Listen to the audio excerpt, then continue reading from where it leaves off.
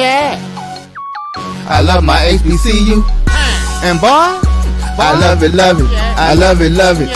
I love my HBCU. And man, I hope my team they won one. Yeah. I hope my team they won one. Yeah. Man. I hope my team they won one. I hope my team they won one. Yeah. I tune into the HBCU Sports Lab to see if my team won or lost.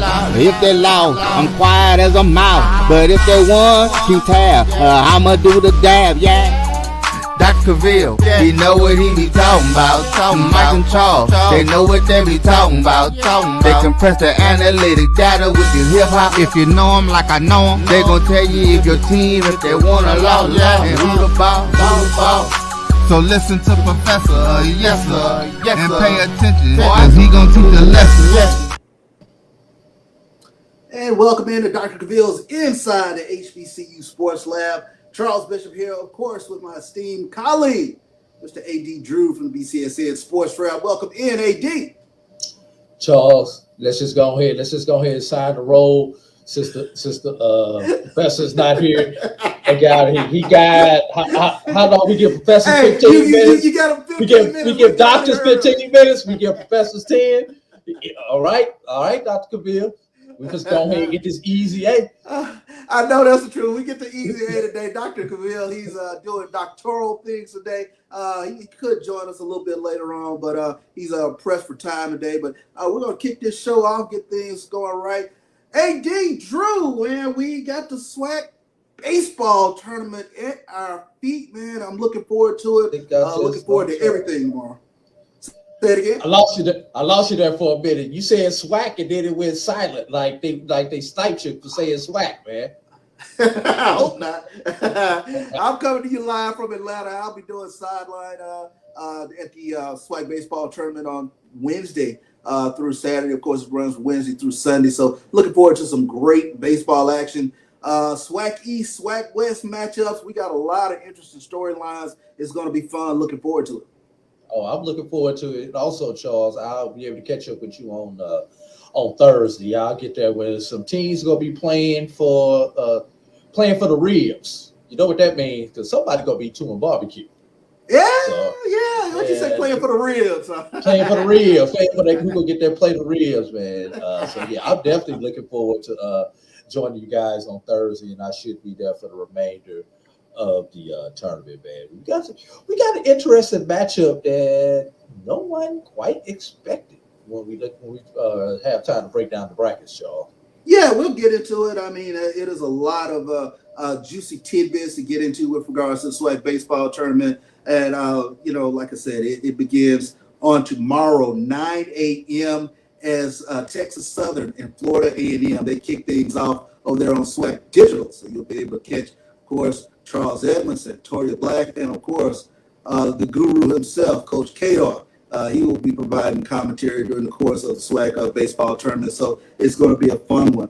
Any fun news that is out there with regards to the HBCU universe, if you will? Well, I'm going to start off, I'm the Division II king. I'm the SIAC king. So let's start off with Duval. Okay.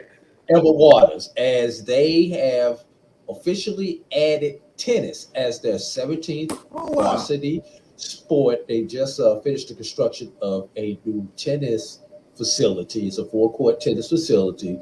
Of course, it's purple and orange. You know they had to paint it purple and orange. But they will be adding women's tennis, and they will begin competition in the 2024 season, which is, of course, next academic year, the 23-24 athletic year. So kudos to Ever Waters. Great things. I mean, they've added so many sports over the past 20 plus years. They've added women's soccer. They added volleyball.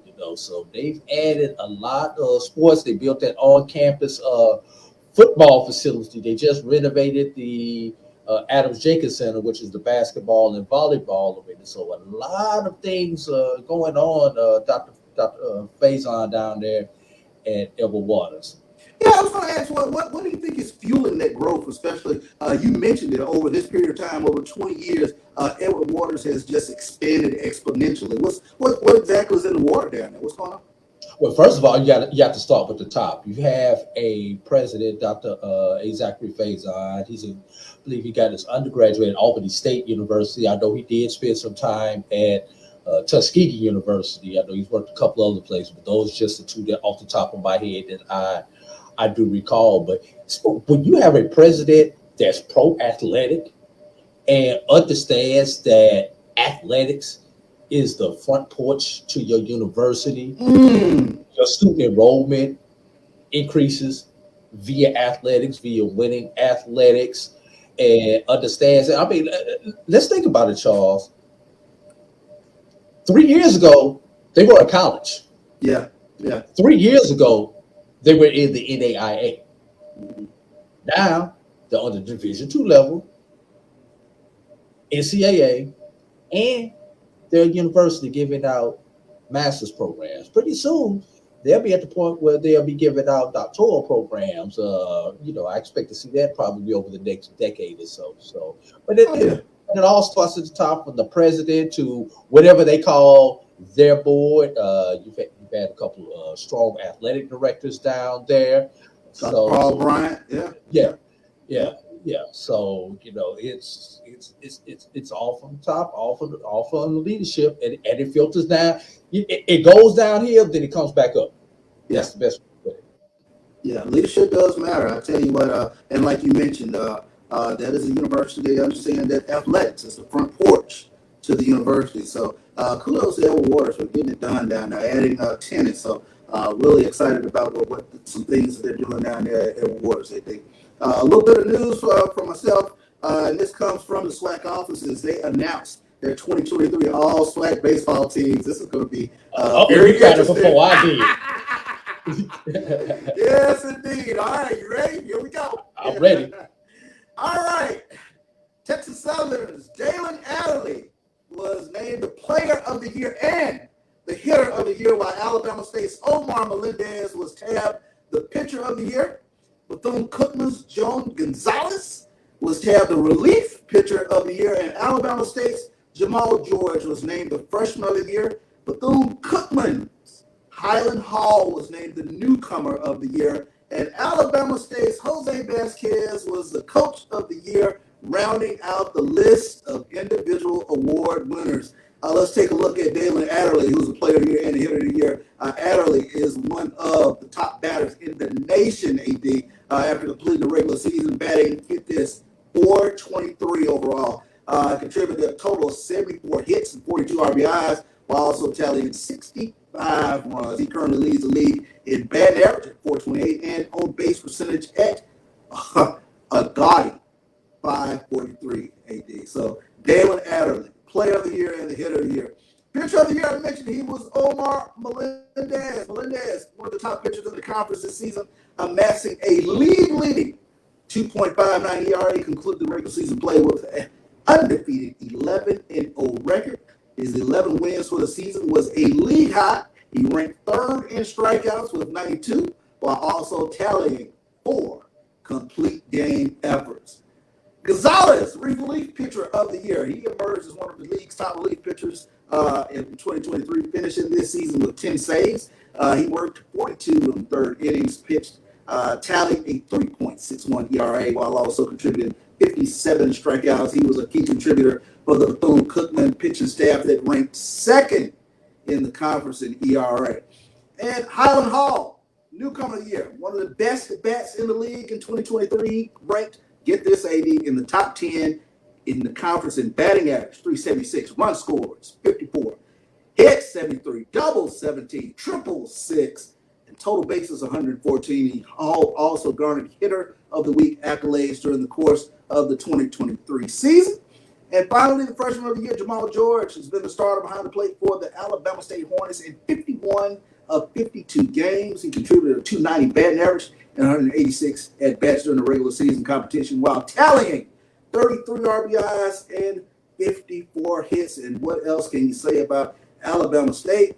Coach of the Year, Mr. Vasquez. He led Alabama State to the most wins in conference play with 26 AD. The Hornets will go on to claim the SWAC Eastern Division title with a 26-4 overall league mark, while subsequently clinching the #1 seed in the 2023 baseball tournament. AD, have at it, kill it. No love for any Rattlers up in there. I knew it was coming. and I'm not trying to do my orange and green shade right here, but there were two Rattlers who had legitimate rights for hitter of the year. That being Ty Hanky and Jaquil and I'm terrible with these names because we are so bad at it. Jaquil Bastardo on the season, Charles, had a 331 batting average, 978 on base percentage, had 9 home runs, 13 doubles, and knocked in 46 runners. Wow. FAMU? Yes. Now, FAMU is going to be a very interesting team. Go ahead. While Ty batted 354, Charles, with a 1.053 OPS. Also had 9 home runs with 64 hits, 43 RBIs. But here's the one, though, Charles. Here's the one. Sebastian Greco. Yeah. Sebastian Greco. Now, what hurt him was his batting average. He only batted 266. But still had a 984 OPS, scored 42 runs, had 58 RBIs, 14 doubles, and count them, Charles, 14 big flies. Yeah, 14 big flies. He was an RBI machine for the Rattlers this past season. An interesting tidbit, Sebastian Greco, 58 RBIs, and Joseph Green had 50 RBIs. Then this year they became like the second pair of Rattlers with 50-plus RBIs in a season. So that's a big accomplishment. Like I said, FAMU is going to be a very intriguing team in this tournament as we move forward. But I can't wait for this matchup, this opening matchup, 9 a.m. matchup tomorrow. We're going to get into it. We'll take a quick break here on Dr. Bill's HBCU Sports Lab as we come back with a little more SWAC baseball talk. I have in me the ability to make you a better you. So if you work hard, focus, stay on point, you can do anything. Trust me. We made this track to tell everybody they can follow their dreams. The human voice has always connected audiences with experiences. Major brands all across America have trusted Kever's voice time and time again. Conversational, powerhouse, intelligent, and sincere. That's the voice you need for your creative marketing process.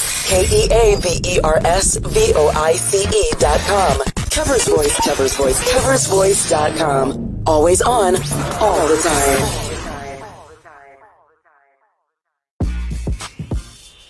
When we invest in ourselves, our glow, our vision, our vibe, we all shine.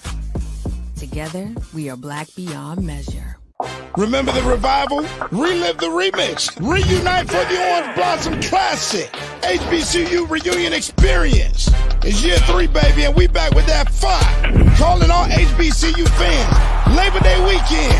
The I Love Jackson State University takes on the venomous Florida A&M University. Tickets are on sale now. Watch the game in premium style seating or watch it from a luxury suite. And of course, you know the halftime show is going to be epic right here in the 305. The sonic boom of the South and the illustrious Marching 100. Who you rocking with? The 2023 Orange Blossom Classic. Don't miss the HBCU Reunion Experience. Labor Day weekend, Miami Gardens, Florida, Hard Rock Stadium. Trust me, we'll see you there. Oh.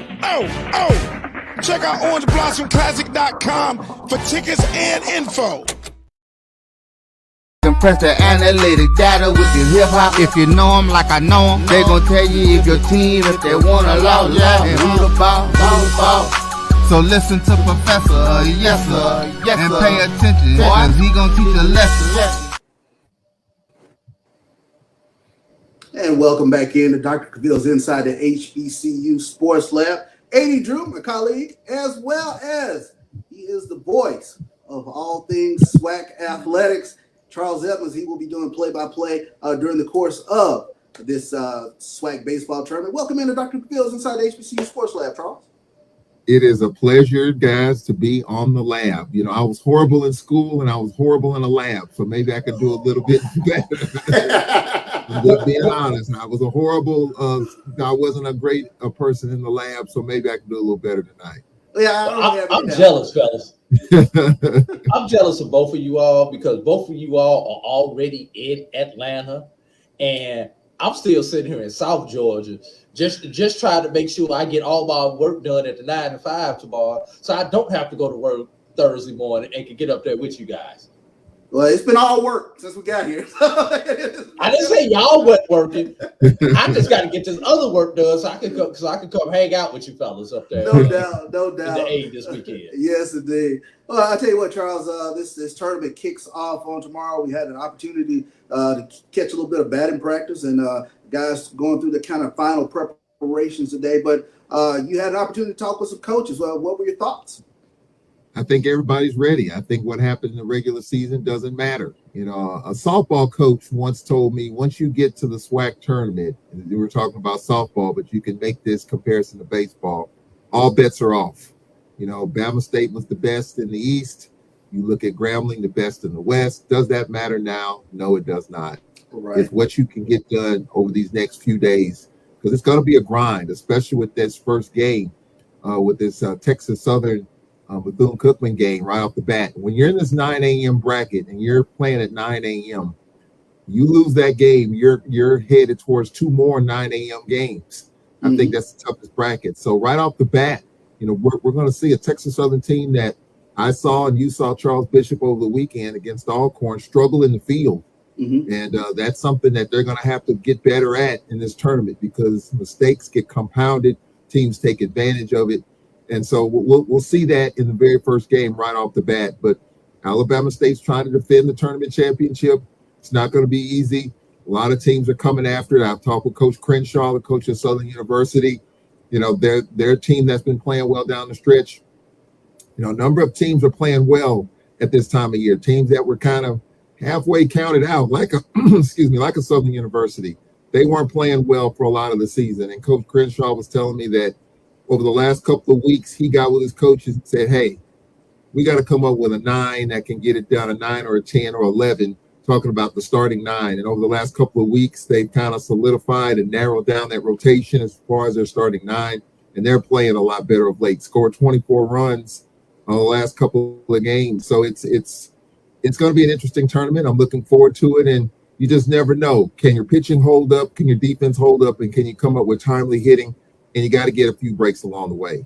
Yeah, you definitely got to get a few breaks along the way. One of the interesting things that I had an opportunity to talk with Coach Crenshaw, Coach Michael Robinson today, and we talked a little bit about the depth of the field and the level of play this past season within the SWAC. They really talked about a lot of parity within this league because you just can't look at a team anymore and just assume that it's going to be a series sweep. A lot of teams, even at the bottom of the conference, were really good teams. Yeah, I mean, if you look at the West, you look at the 2 teams that didn't make it, the Braves of Alcorn and UAPB. UAPB took 2 out of 3 against Southern down the stretch. Mississippi Valley, a team that the first-year head coach played well early in the season, kind of fizzled late. So when you look at that, there's a lot of improved baseball in this league. I look at Florida A&M and the job that they've done. Coach Shoup's been around a long time. Of course, Coach Vasquez, the coach at Bama State, taking over for Coach Melendez, who did really well when he was in his conference, and then he moved on. So there's a lot of good baseball. Ken Grambling, you know, with Coach Pierre in his second year, taking over for James Cooper, who's now working for the Yankees organization. Can he elevate that program and get it to the next level? So I think there's a lot of good storylines. There's a lot of behind-the-scenes storylines with coaches, with players. You know, some stuff we'll talk about tomorrow with Bethune-Cookman, a team that was 2 years in between playing baseball. They were down. That program was down for 2 years. Mm-hmm. And so during that time, some interesting stories with their coach, with their players. We'll talk about it, tomorrow. But I think these are just the type of stories a lot of people don't know about, a lot of good stuff to talk about, and it just adds to the intrigue of the tournament. No doubt about it. 80, go for it. Well, we talk about the matchup that I was talking about was the fact that Southern was able to move from the 4 spot last week, move up a spot to the 3 spot, and actually you had a tie between them and Texas Southern for the 2 spots. So they tied for number 2 in the West, but Texas Southern got the tiebreaker by y'all know what caused the tiebreaker, right? Them doggone rainouts, because Texas Southern had a 400 winning percentage against Grambling, winning 2 of 5, and Southern played all 6 and won only 2 of 6, 333 versus 400, and that wound up being the tiebreak since those teams had the same identical record and the same record against each other. But you're talking about a Southern team that's won 5 of their last 6 and 8 of their last 9 in conference, going up against a Bethune team that has lost 3 of its last 5 in conference. So it's going to be interesting to see what's that. Bethune has the better record, but Southern is the hottest team. And fellas, you know what this is actually set up? Now that Southern has flipped brackets, are we going to see Southern and Bama State in the finals again? If we should, it'll be the 3rd time in the last 4 years that we'll see Alabama State and Southern in the finals. And for Southern, it will be the 4th year in a row that they are in the finals. What your comments, Charles? Yeah, I mean, Southern's a team that you definitely can't count out. Early in the season, a lot of people counted out the Jaguars, and I got a chance to see them play in Baton Rouge against Alcorn, and there was a lot of head scratching going on at Heinz Field. Like, is this Jaguar team ready? But Coach Crenshaw admitted that early in the season he was playing a lot of people. He was, I wouldn't say experimenting, but he was trying to figure out what he had, and I don't think he knew at that time what he had. It wasn't until the last 2 or 3 weeks of the season, according to him, that they were kind of able to figure out some things. And with baseball, you play so many games. You play over 50 games. You play every weekend. You got midweek games. So you got a lot of data to determine who you got to go with at certain points of the season. And so he's kind of narrowed that down. So the Jaguars, they're the one team that knocked out Jackson State, in which they had one of the great conference records that we've ever seen, 24-0. And I talked to him about that earlier today. Southern's a team that quietly is playing well, but you can't count Jackson State out either. I talked to Omar Johnson today. He's trying to get the guys to buy in. He said that was a struggle during the course of this season, in which Jackson State was not the same JSU. If you just look at their record. But he feels like, hey, don't sleep on us. And so that's what makes this tournament what it is. You just never know what you're going to get. Because when you're up against it, when your bullpen is thin, when you're grinding out these games, which team can come up with the big hit? Which team can come up with that 3rd out? It takes 27 outs. And I think that's why the SWAC tournament is so unique in the fact that you never know what's going to happen. That's what makes it what it is. And I think this year is going to be a little bit different because we're in a different venue, playing here in Atlanta. And you just never know. I mean, you can't count out FAMU. They're much improved. You can't count out Bethune-Cookman. They've got the pitching. Alabama State's got the pitching. Jackson State's piecing it together. So every team's got a storyline. But I think as far as, Bethune-Cookman is concerned, they're a team that, like I said, for 2 years they didn't play. And so they were able to build that roster piece by piece. Some of those players, Bethune-Cookman sent them to JUCO when they were down. And those players that were sent to JUCO came back to Bethune-Cookman. So the commitment for those players and those coaches, I mean, there's a lot of stories with that, but I think that's what makes this SWAC tournament unique. Stories for each program, and that's why you just never know. I mean, for the talk of a few years ago, I would say a decade ago, there was a talk of reducing the tournament from 8 teams to 6 to 4, whatever it is. I think right now 4 teams in each division is a good deal. And I think going forward, I think it'll make it even more an exciting tournament. I don't see it changing. I don't see the format changing. That hadn't even been talked about, to be honest with you, over the last few years. I think coaches are pretty happy about it. And I just want to chime in on the all-conference awards, too. For those who might not know, the all-conference teams are voted on by 2 groups of people, the SWAC baseball coaches and the sports information directors. Someone outside of that circle doesn't get a vote. Now, I'm trying to lobby for that, but from what I've been told by a coach, won't name that coach, they're pretty happy with the setup as it is. So I would like for a few media people to kind of chime in on it, like yourself, AD, or Charles Bishop, or someone like myself who sees, or other people who sees, these different games. But right now, the way it's set up, the coaches and SIDs get the votes. And even that causes some conversation in terms of who makes it and who doesn't. So it's not a perfect system, but that inner circle is probably pretty tight right now. No doubt. Well, I think Charles Edmond should get a vote emeritus because he is the voice of SWAC athletics. That's just my personal opinion. I'm sorry. Right, before I turn back, I do have one more, and if you would, Bishop, before I get back over. We got a team on the opposite end of the spectrum from Southern, and that would be the Panthers of Prairie View A&M. They have lost, 5 of their last 6, 8 of their last 10, and 10 of their last 13 in conference, taking on arguably the best team in the tournament, Alabama State, in the first round. A loss to Alabama State, I mean, let's be real. What does that do to confidence if they were not only to lose to Alabama State, but to come out and get, say, run ruled by Alabama State in this opening round?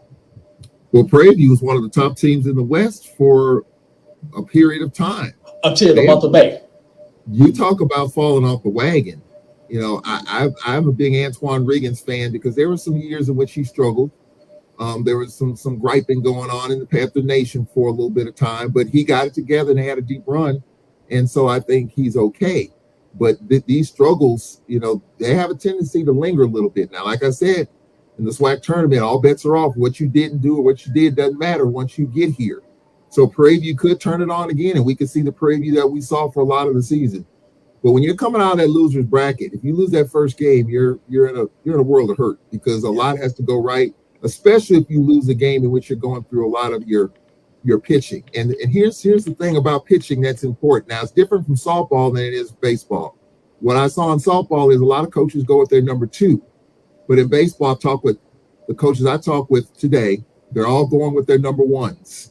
So if your number 1 struggle, and then you got to go deep in your bullpen, you're in a lot of trouble. There's only a handful of teams in this league, I think, that has the depth at pitching, and most of it's on the eastern side.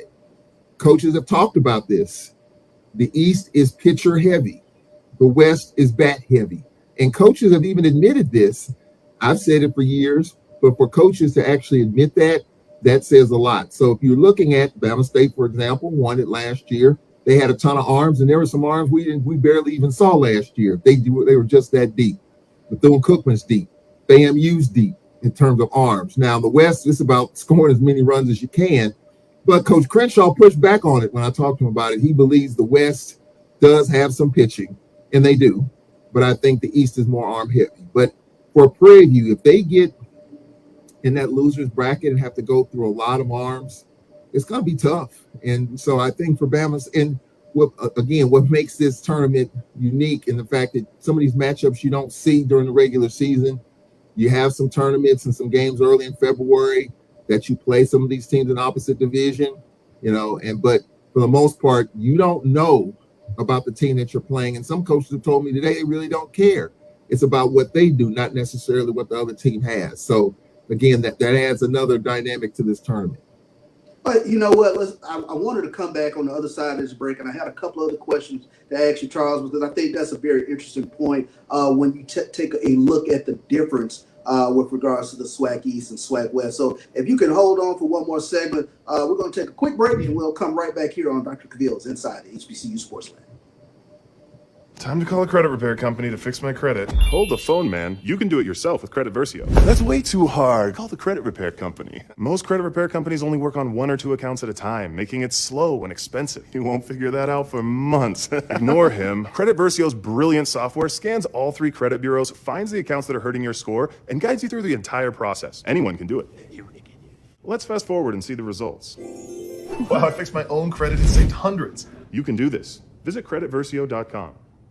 T. Madden and Associates is a sophisticated and experienced law firm located in your neighborhood. We're turning injury to cash. T. Madden and Associates obtained almost $2 million for my injury. They turned my injury to cash. Now, we can't guarantee how much your injury is worth, but we've recovered millions for our clients. Call T. Madden and Associates at 833-PAID-123. That's 833-PAID-123. Since 2002, Empowerment Resources, Inc., a nonprofit organization, has empowered more than 1,500 youth and adults in Duval and surrounding counties through its programs Journey into Womanhood, Girls Mentoring, Life Skills for Teens, and parenting education coaching. To get involved with programs, volunteer, or donate, visit www.empowermentresourcesinc.org. Follow us on social media, facebook.com/empowerment.resources and instagram.com/empowermentJAX. Thank you guys for what you do for HBCU athletics. This is a fantastic avenue for all of us. This is our ESPN, so we love what you guys do. Brian, AD, Roy, all you guys at BCSN. We really appreciate what it is that you guys do for us.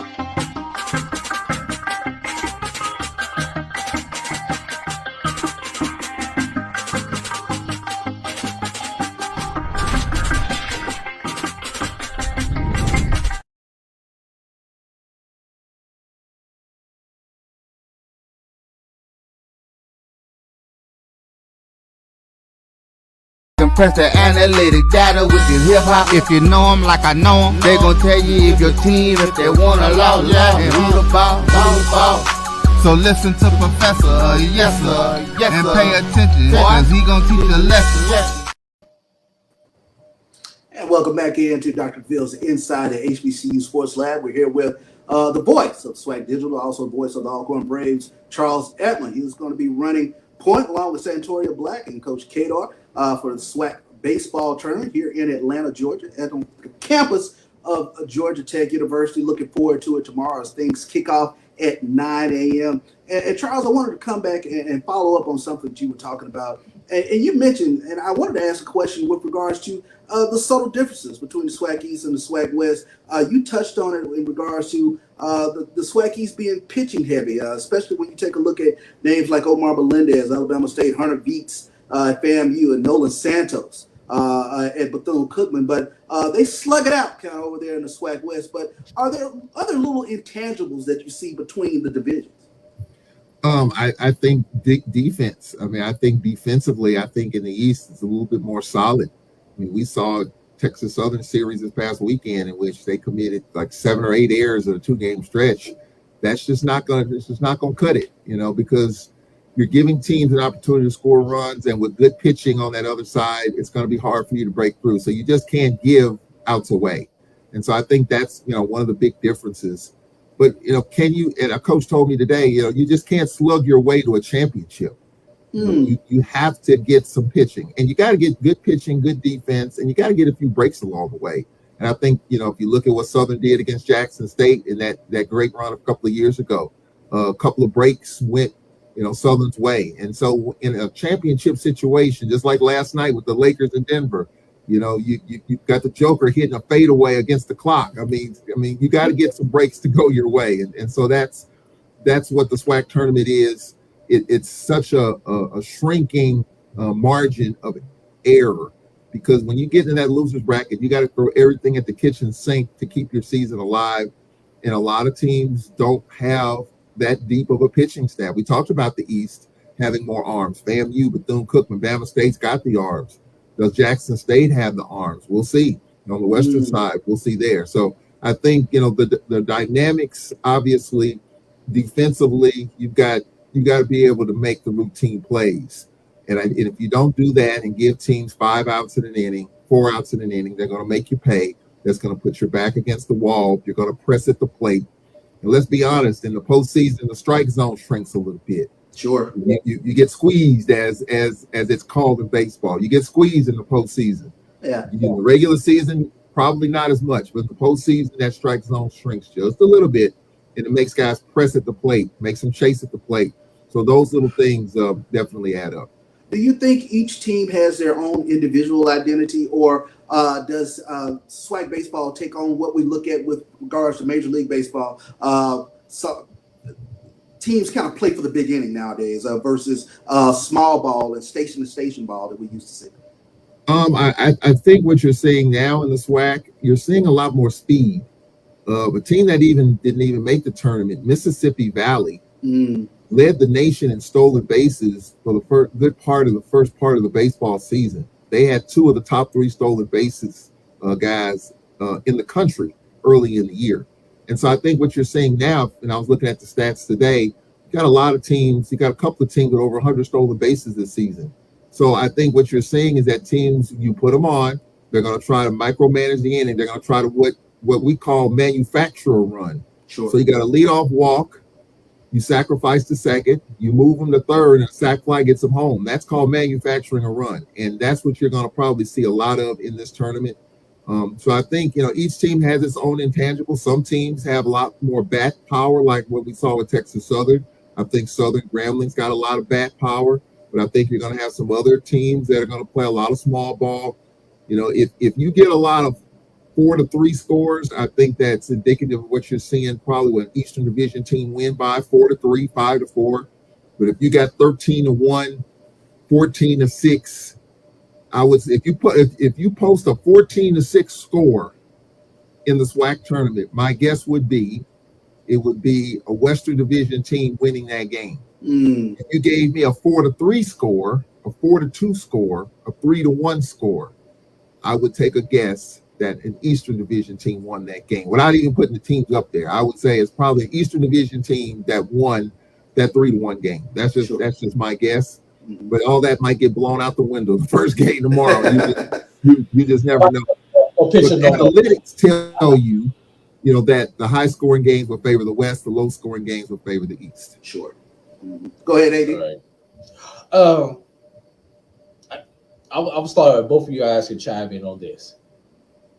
Saturday is the quote unquote off day / if day for the 2 bracket championship. Will we see games on Saturday? Will we see if games from either bracket A or bracket B on Saturday? That's a good question. I would take a guess and say that if Alabama State represents again, I think they will probably get through that bracket. And I think they'll probably get off on Saturday. What about the other side? I would say on the other side, Grambling, if their pitching doesn't hold up, Grambling might be, or some of those other teams in the West might be in a situation where they'll have to play on Saturday. I've just watched Bama State in that program over the last decade where there wasn't much there in Montgomery. They hired Mervell Melendez from Bethune-Cookman, and he struggled early at Bama State, but then he got the arms, he won, he moved on. Coach Vasquez was his assistant, he was promoted, and that team is taking a pretty good life. And it's gonna take, and he has the utmost respect for this conference, by the way. He understands that this thing ain't gonna be easy. He's got to have the arm. He respects the other teams in the league. So I would say that, just based on what I've seen, I think Bama State, if they continue to do what they do, they could very well be off on Saturday. But I think on the other side of it, I think if you got a Grambling or a Texas Southern, I think they could very well get it going, get it to Saturday, and then we might have some baseball on Saturday. No doubt. We'll close things out on this, AD and Charles. I wanted to ask this quick question. Are there any players in particular that you are intrigued by or looking forward to watching over these few days? I'm looking at arms. I've always been an offensive guy. I like a lot of runs, but I'm more and more intrigued over the last few years at pitching. I'm looking to see what Beats is going to do. I'm looking to see how he performs. And then on the other side, Southern University's got a pitcher that's going to get it done on the Western side. Everybody's going with their number one. So I'm looking forward to the pitching, to seeing how many innings can these guys go. And then you got some big bats in the lineup too for a lot of these teams. You got Olivo for Texas Southern, who won that last game against Alcorn. He's a really big bat, and he's really dangerous with a bat in his hand. And you make a mistake to him, and he's going to lose it. And so I think I'm anxious to see, how hitters make the adjustments. And you talked about it, when you have these matchups you don't see during the regular year, through the first 9 in the lineup, that first go round, you got to make the adjustments on the fly. Mm-hmm. So I'm anxious to see, once we get into the 3rd inning, the 4th inning, I'm anxious to see how players make the adjustment, how pitchers make the adjustments. So I'm looking forward to seeing a lot more arms and how they perform. But you got some big bats and speed. I'm anxious just to see the chess match and seeing how these coaches make the adjustment. Sure thing. Yeah. AD, how about yourself? Just something I want to put out there for you fellas. Last year, weather played a tremendous factor in the tournament. Although I don't think it affected the ultimate outcome, it did wreak havoc the first 2 days, 3 days of the tournament with the schedule shifts because of rain. Looking at the weather forecast for Atlanta, we're going to be good for most of the tournament. But guess what? We've got an 80% chance of rain. That would be championship Sunday. Oh, wow. Would they happen if they see this, if there's nobody playing on Saturday and both teams sweep through, would they consider moving the championship game up to Saturday, even though they have the TV? Or we just gonna have to play and hope that 80% comes in at 9 o'clock in the morning and we can still go at 2 o'clock in the afternoon? I'm just throwing it out there, fellas. Yeah. I think TV is going to dictate. Of course, we're doing the games on the SDN all the way up until the championship, but then after that, ESPN takes over and they kind of dictate the terms there. I will say last year. Huh? I said, remember they cut us off last year and sent us over to the digital after about the 12th inning last year. Yeah, I mean that was a unique circumstance. The game ran long, but I will say this though. I think weather's already played a little bit of a factor today in the practice.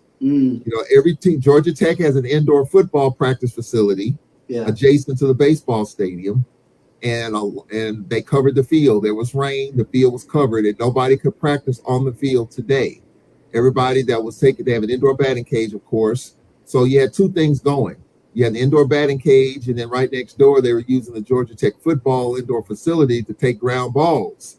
That plays a factor, even though you get your work in, but it's not simulated in a sense in which you're not on the field. Yeah. So that could play a factor a little bit here. May not be, but I do think, you would like to. I know some coaches, they didn't say it today, but I'm sure they would have loved to get. I know Omar Johnson, for example. I think you have to accept the conditions, but he likes to be on the field that you're playing on. And so I do think that, that's something that no coach will probably talk about because Mother Nature is always undefeated, but teams didn't get a chance to get a workout on the actual field today. I'm sure they'll try to make up for it a little bit in the morning and tomorrow as you get your work in. But, you would like to get that work in 24 hours before just to see the hops, the bounces. There's one thing at the softball tournament in which you're playing on turf. It's true, but you're playing on grass. You just want to see the nuances. You want to feel it. And so I think that might make a difference a little bit once we get to tomorrow because they didn't get a chance to get the work in on the actual field today. Yeah. Looking forward to it. I think kickoff tomorrow morning, 9 a.m. Charles Edmond on the call as we get things started off. And you too, Charles Bishop. Yes. Hey, we're doing something new, ladies and gentlemen. Breaking news. We're going to have a guy in the dugout. Charles Bishop will be doing interviews during the game, and I've talked with James Crenshaw, our producer. We're going to work through it in which he'll do interviews with some of the coaches, either in the 3rd inning. I said the 5th inning. We're kind of tweaking that when it's going to happen, but this is something we're doing differently this year. In-game interviews just to get the pace, the flow of the game, what the managers are thinking, what the managers are doing, the ebbs and flows. I think that is a wonderful addition to the baseball broadcast. I'm looking forward to Charles Bishop's analysis. from the dugout. Yeah, looking forward to it being embedded with the coaches tomorrow. It should be a fun one. As Texas Southern and Florida A&M, they kick things off. This is going to be a great tournament. I think all the coaches are excited. Players are bopping around today. We're looking forward to a great tournament over the next few days. Looking forward to it. Should be a lot of fun. Should be a lot of fun. We'll take another quick break here on Dr. Cavill's Inside the HBCU Sports Lab. Thank you, Charles Edmond, for stopping in. We'll be right back. Supermarket sushi, really? No. Wait, Troy, you work here? I'm never not working. Like Head & Shoulders Scalp Shield technology, up to 100% dandruff protection, even between washes. Never not working, huh? Oh, Troy, you're such a good teacher. Yeah, I know. Never not working. Never not working. Never ever not working. Are you serious? Never not working. Dandruff protection that's never not working. Head & Shoulders Scalp Shield technology. It's never too early to plant the seed, to share the tradition, and instill a sense of pride in your HBCU with your little ones. HBCU Pride and Joy Children's Boutique helps you share your school spirit with a wide selection of adorable kids apparel and accessories officially licensed from your favorite HBCU. Visit hbcupridejoy.com and follow us on all social media at HBCU Pride Joy on Facebook and Twitter. This is Brian Fulford. AD Drew and I are co-hosts of the BCSN SportsWrap. We talk about all things related to HBCU athletics. From the games, teams, coaches, and fan interest stories, we cover it all. You can find our shows on Facebook at BCSN SportsWrap, YouTube at MyJBN Online, and everywhere you listen to podcasts like Anchor, Spotify, Google, and Apple Podcasts. You can also find the show on the Jericho Broadcast Network's app. Make sure to download. We look forward to you joining the conversation and being a part of the show. You're looking for the latest information on Southern University sports, the Southwestern Athletic Conference, and HBCU athletics. There's only one place to go. Tune in to the Carlos Brown Show, exclusively on the Black College Sports Network. Compress the analytic data with your hip-hop. If you know them like I know them, they gon' tell you if your team, if they wanna lose, and who the ball. So listen to Professor, yes sir, and pay attention, cause he gonna teach a lesson. And welcome back into Dr. Cavill's Inside the HBCU Sports Lab. And look who we have. We have the dean himself. You know, AD, you know how sometimes the dean kind of slips into the back of the classroom and just observes? I think that's what Dr. Cavill was doing. I hope everybody in the all the lab lists assigned a role before they left the class, because there's a couple people who stayed around for the study session. But those who left, I hope y'all assigned a role so that he don't give y'all the F squared for the day. Right. That's right. That's right. I was just doing a little auditing, as we said, and I'd have to say, as professors, the practice, man, y'all doing really well. You know, good job, man. I was excited about that interview and all the introduction and through meeting, and really took me off the hook as I just literally finished a presentation about HBCUs here at the Black Student Athlete Summit. As you all been here, I'm here in Los Angeles. I got a chance to actually see the Lakers game last night as well. Didn't end out like the way I wanted, but I certainly got my money's worth in terms of it going down the last second play. And the building was on fire for most of the game in regards to what it was. And it was one of those bucket list things that you got to see an NBA playoff game, obviously with the Lakers, which I'm been a fan since Norm Nixon, followed my dad in his footsteps. So legacy carries there. So that was a big thing for me. And he was so excited when I sent him the pictures. I got him a gift that he'll be able to take back with him. And then obviously seeing LeBron James. And I know for some people, people have their personal perceptions of him, but in terms of what he does, obviously on the court, he's at the top of the list.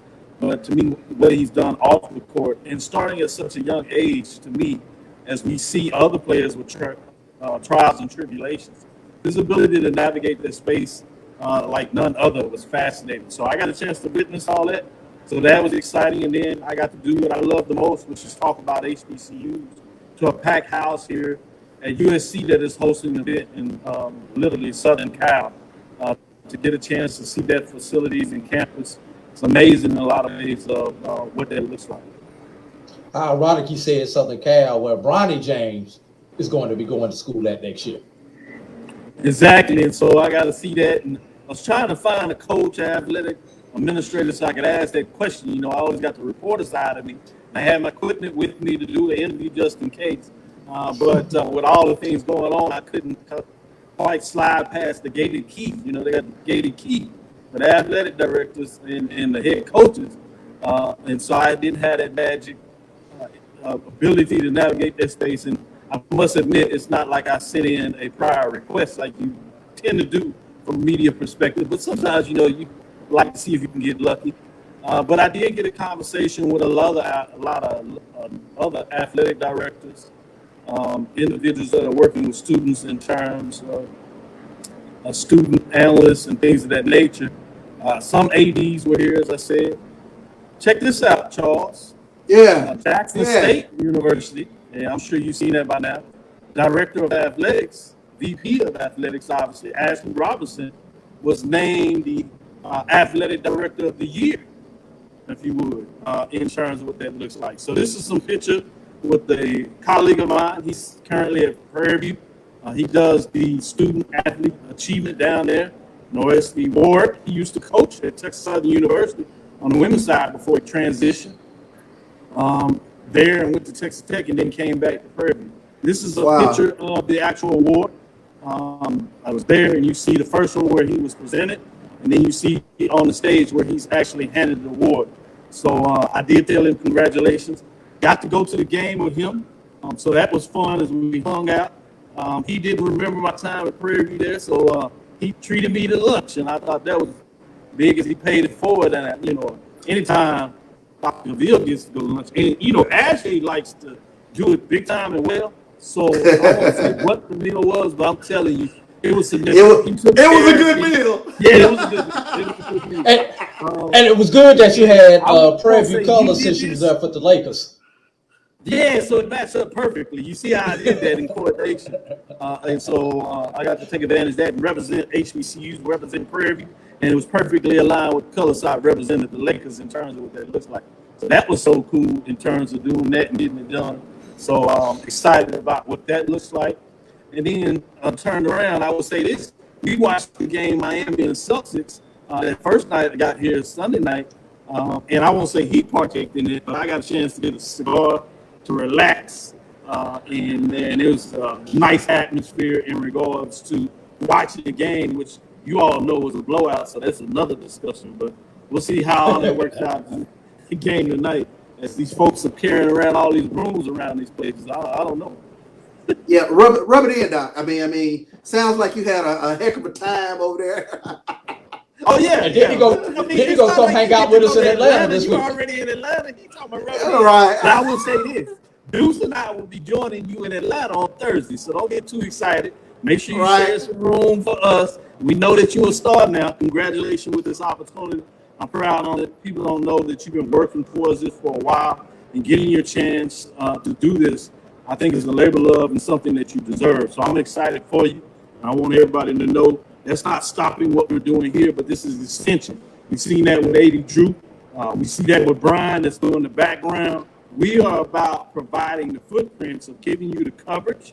That means, obviously, giving you sports and news and the culture right here in terms of our show, in terms of the SportsWrap, as you see on Sundays. Obviously, Charles, Carlos, as he does on Saturday, giving you that information, and then Orange and Green Strike Zone in terms of Wednesday, among some of the other programs that we continue to give you. But that's also in terms of streaming deals. We got a lot of deals in place that Roy will be sharing at the appropriate time, particularly at the Division II level, and we're glad that we can showcase them more, that they can get the limelight they deserve. And now you see us transitioning on the other side, where we get in the mic and give you actually game day information in terms of color commentary, sideline reporting.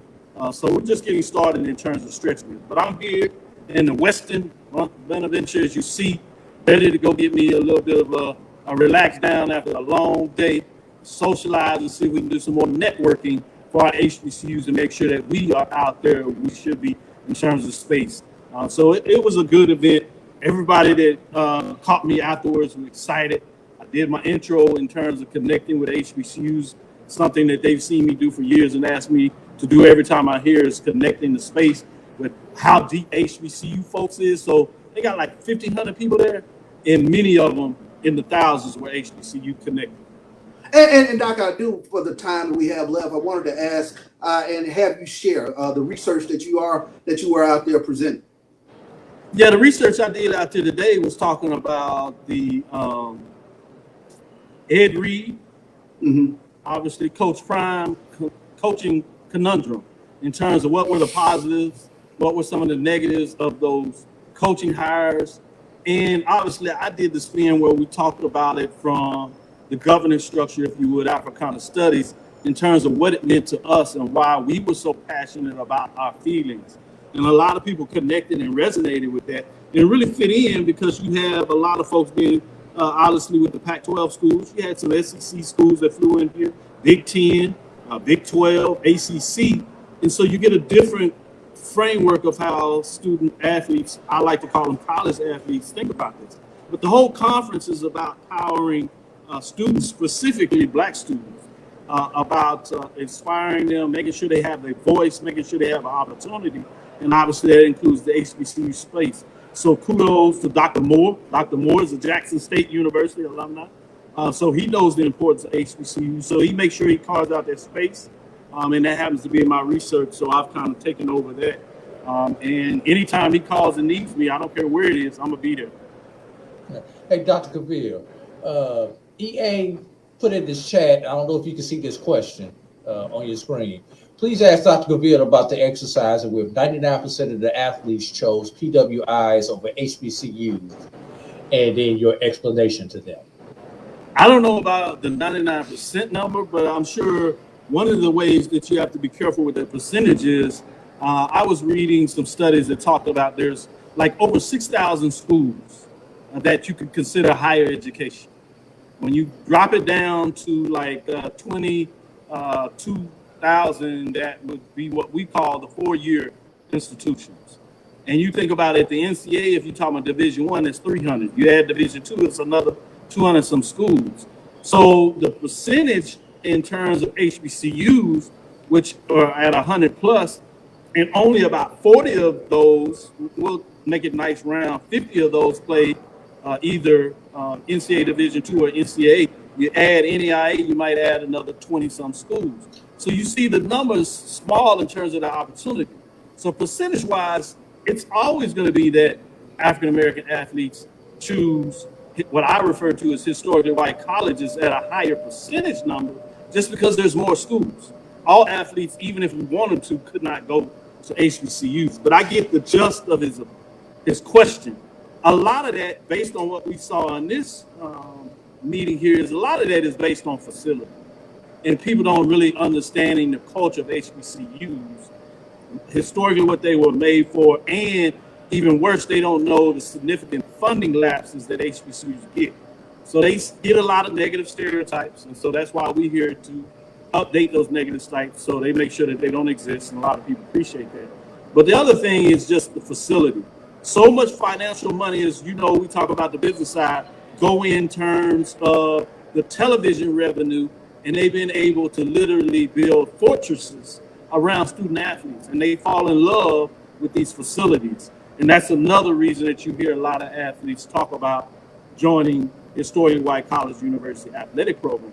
The last thing I will put a final point on this that's important though, while a lot of them choosing it, it's not healthy for them.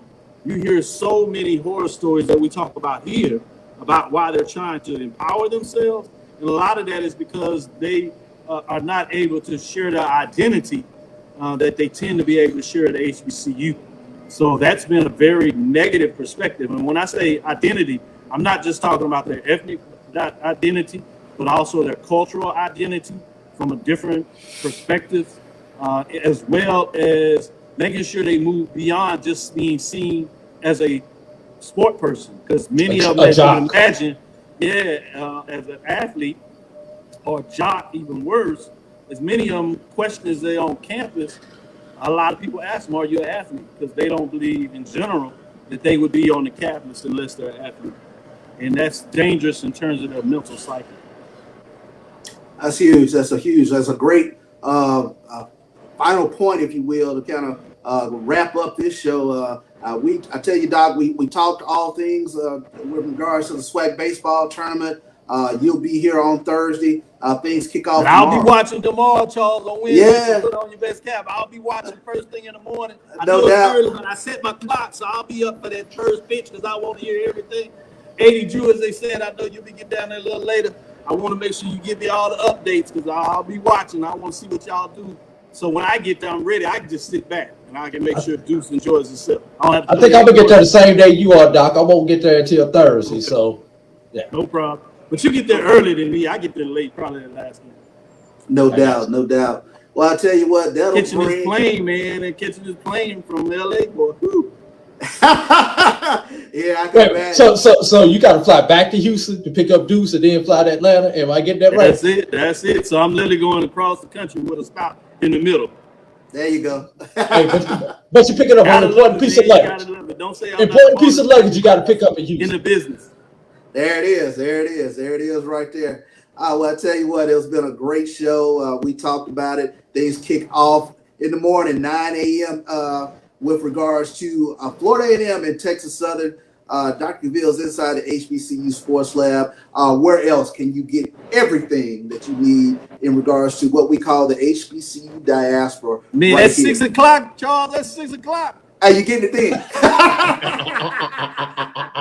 I'm not at work, man. What y'all doing? Exactly. Well, for myself, Charles Bishop, AD Drew, and Dr. Cavil, you know how we close this thing out. I get to kick things off tonight. Let's go. AD Drew. Of course. Doc. Lecture. Dismissed. Drop a like.